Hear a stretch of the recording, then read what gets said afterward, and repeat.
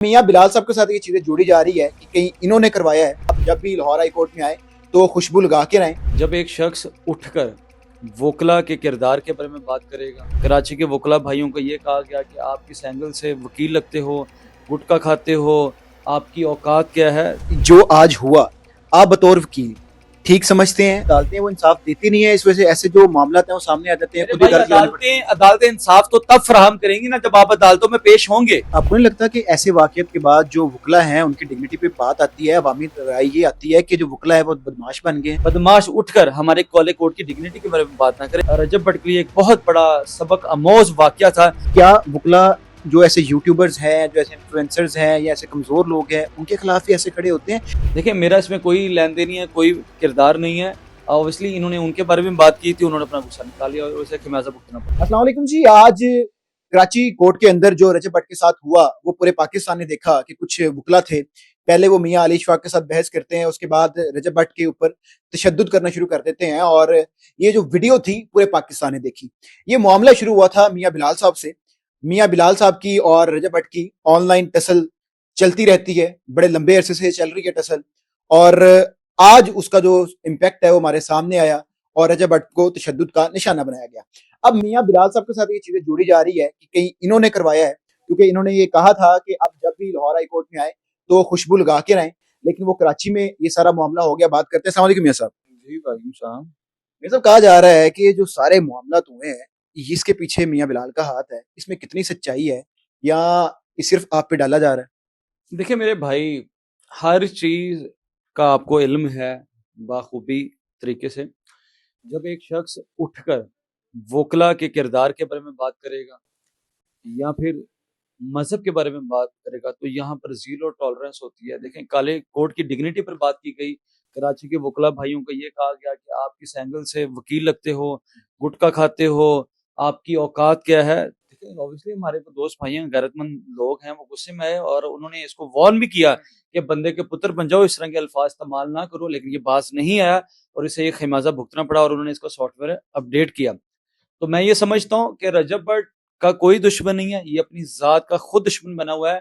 इसे चाहिए कि अपनी इस्लाह करे ताकि मजीद आने वाले वक्त में इसको मुश्किलात का सामना ना करना पड़े। ये सब जो आज हुआ, आप बतौर वकील ठीक समझते हैं या इसकी मजम्मत करते हैं कि ऐसा नहीं होना चाहिए था?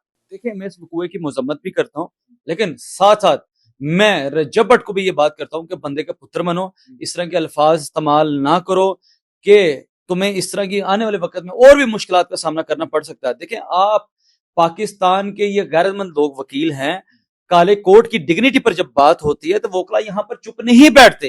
वोकला वहां पर एक इत्तेहाद के साथ खड़े होते हैं और अगले बंदे को एक सबक देते हैं कि नेक्स्ट टाइम कोई भी शख्स को लल्लू फल्लू को डिजिटल बदमाश उठकर हमारे कॉले कोर्ट की डिग्निटी के बारे में बात ना करे। तो आज भी ऐसा ही हुआ है। मेरे ख्याल में ये रजब भट्ट के लिए एक बहुत बड़ा सबक आमोज वाकया था और मैं उम्मीद करता हूँ कि नेक्स्ट टाइम वो इस तरह की हरकतों से किनारत नहीं करेगा। ये सब सारे पेशे काबिल इज्जत हैं और किसी पेशे के बारे में बात नहीं करनी चाहिए जो बात करता है अनएथिकल करता है।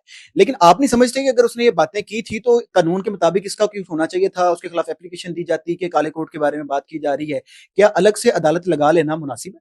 मेरे ख्याल में यहाँ पे जो अलहदा से अदालत लगाई गई वो बिल्कुल मुनासिब है। वो मुनासिब इसलिए मेरे भाई कि जब रजब भट्ट के 295A में से ये इश्तिहारी था, पीओ सीओ जो कोर्ट है ऑफेंडर डिक्लेयर था, कोर्ट का इश्तिहारी था, और इधर से NCCIA का भी ये पुलिस प्रोक्लेम्ड ऑफेंडर था, ठीक है। यहां से भी इश्तिहारी था, वहां से इसके ऊपर 2 इनहेनियस FIR थी। जब एयरपोर्ट के ऊपर आया तो मेरे भाई मुझे बताएं, इसको गिरफ्तार क्यों नहीं किया गया? कौन से अदारे ने इसको सपोर्ट किया या कौन से बिग ब्रदर ने इसको सपोर्ट किया? कि प्रोटेक्टिव बेल तो जब अदालतों में पेश होता है तब मिलती है। एयरपोर्ट के ऊपर एक शख्स आता है, इश्तिहारी होता है, उसको गिरफ्तार नहीं किया जाता। तो यहां पर भी अगर हमारे वकील भाई इसके ऊपर कोई FIR लॉन्च करवा ही लेते तो रजब भट्ट का हाथ इतना पड़ता है कि वो जब कि उसके ऊपर कोई FIR होती है बाहर के मुल्क भाग जाता है। और अब तो यूके वालों ने इसको डिपोर्ट करके भेजा है।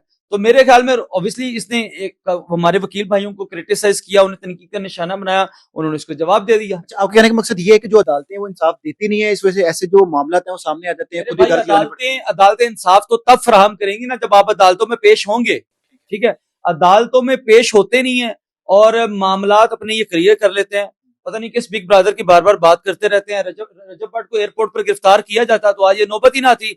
मैं ये समझता हूँ टिकटॉक जो लाइव बदमाशी है सोशल मीडिया की, ये बंद कर देनी चाहिए। जब तक ये लाइव कल्चर नहीं बंद होगा तब तक ये इंतशार फैलता रहेगा। आपको नहीं लगता कि ऐसे वाकयात के बाद जो वुकला हैं उनकी डिग्निटी पे बात आती है, अवामी राय ये आती है कि जो वुकला है वो बदमाश बन गए हैं? कोई ऐसी बात सामने आती है तो वुकला की तो इज्जत में कमी नहीं आती? देखें वोकला बदमाश हैं या नहीं है वो अवाम को पता है। अल्हम्दुलिल्लाह जब भी पाकिस्तानी कौम को, पाकिस्तानी अवाम को हमारी जरूरत पड़ती है, हम अपनी कौम के, हम अपनी अवाम के शाना बशाना खड़े होते हैं। और हमने हमेशा अपनी अवाम को तारीकियों में से, अंधेरों में से निकाला है। और जब जब भी पाकिस्तान को हमारी जरूरत पड़ेगी हम खड़े होते रहेंगे। लेकिन जब भी पाकिस्तान के काले कोट पर किसी ने भी आवाज उठाई है तो हमने उसको अल्हम्दुलिल्लाह सबक दिया है। मैं ये समझता हूँ कि ये आने वाले सोशल मीडिया के ऊपर एक एक नसीहत भी, एक मैसेज भी है कि तो कोई भी उठकर आज के बाद हमारे काले कोट की डिग्निटी के बारे में बात ना करे। अच्छा मियाँ साहब, ये पिछले काफी लंबे अरसे से देख रहे हैं कि सियासी तौर पर जो वुकला हैं उनको कैद भी किया जाता है, उनके घरों में छापे भी मारे जाते हैं। तो क्या वुकला जो ऐसे यूट्यूबर्स हैं, जो ऐसे इन्फ्लुएंसर्स हैं या ऐसे कमजोर लोग हैं, उनके खिलाफ ही ऐसे खड़े होते हैं, या जो लोग वुकला के घरों में छापे मारते हैं, उनको गिरफ्तार करते हैं, उनके खिलाफ भी वुकला इत्तेहाद ऐसे खड़ा हो सकता है? हमेशा वोकला, जब भी वोकला के खिलाफ कोई भी इस तरह की तहरीक चलती है, वोकला एक दूसरे का साथ देते हैं। वो अल्हम्दुलिल्लाह अगर किसी वकील की डिग्निटी पर बात आएगी तो हम उसके साथ स्टैंड जरूर लेंगे। स्टैंड लेंगे, ऐसे ही होगा जो भी बात करेगा। और अगर कोई मुजरिम है और मुजरिम ऐसे ही अपनी अलग से अदालतें लगाना शुरू कर दें और वो इस बात पे कहना शुरू कर दें कि भजन मेरे साथ ज्यादती हुई है, मुझे गाली दी है, मेरे ऊपर बात की है, तो ऐसा नहीं लगता कि माशरे में जो मामला है खराब होंगे? कानून के मुहाफिज होते हैं वुकला, तो कानून ही दब जाएगा। मैं समझता हूँ मुआशरे में ये जो बढ़ती हुई ये सोशल मीडिया की जो ये बेहयाई है, इसकी रोकथाम के लिए अदारों को फौरी नोटिस लेना चाहिए, अदारों को एक्शन लेना चाहिए। बेसिकली सोशल मीडिया के ऊपर जो बढ़ती हुई लड़ाई है ये सिर्फ लाइव है। ठीक है, और आप पे बात की जा रही है, आपका तो इसमें कोई किरदार नहीं है कि है? देखिए मेरा इसमें कोई लेन देन नहीं है, कोई किरदार नहीं है। ऑब्वियसली इन्होंने उनके बारे में बात की थी, उन्होंने अपना गुस्सा निकाल लिया और उसे खमियाजा भुगतना पड़ा। बिल्कुल जी, मियाँ साहब हमारे साथ मौजूद थे, आपने इनका मौक़िफ़ ले लिया। बात ये है कि जो बात शुरू होती है, वो सोशल मीडिया से होती है कि सोशल मीडिया पर जब बार-बार आकर आप धमकियाँ लगाते हैं, बदमाशी करते हैं और बार-बार साफ़ी बिरादरी की जानिब से भी, वुकला की जानिब से भी और तमाम कम्युनिटी की जानिब से कहा जाता रहा कि रजब भट्ट जो ज़ुबान इस्तेमाल कर रहा है, वो ज़ुबान इस्तेमाल नहीं करनी चाहिए और इसका कहीं न कहीं ख़मियाज़ा भुगतना पड़ेगा, और आज वो ख़मियाज़ा भुगतना पड़ गया। और जो वकीलों ने साथ किया रजब भट्ट के, ऐसा नहीं होना चाहिए था। मजम्मत भी की, मियाँ साहब ने मजम्मत की, सब लोग इसकी मजम्मत कर रहे हैं। लेकिन सोचना यह चाहिए कि आप जब भी अपनी जुबान से कोई लफ्ज अदा करते हैं तो उससे किसी भी पेशे की, वकील हो, डॉक्टर हो, सहाफी हो, सियासतदान हो, किसी भी दिल आजारी नहीं होनी चाहिए, नहीं तो जो ऐसे वाकयात हैं हमारे सामने आते रहेंगे।